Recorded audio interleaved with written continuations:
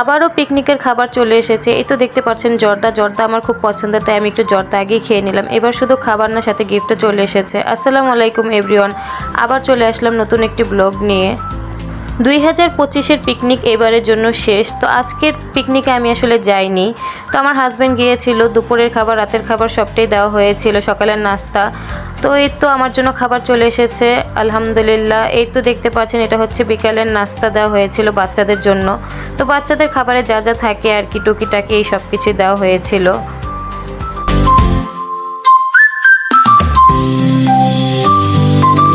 যেহেতু এটা family picnic ছিল না, ব্যাচেলার পিকনিক ছিল, তো বাসায় যাওয়ার পর বড় অবশ্যই জিজ্ঞেস করবে আমাদের জন্য কী এনেছো।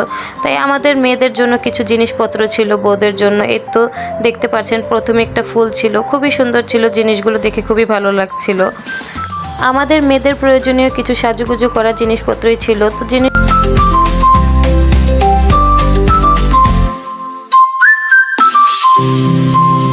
আমার বড় ছেলে পিকনিক থেকে এই বলটা গিফট পেয়েছে, আর এখানে সবার জন্য একটা কমন গিফট ছিল।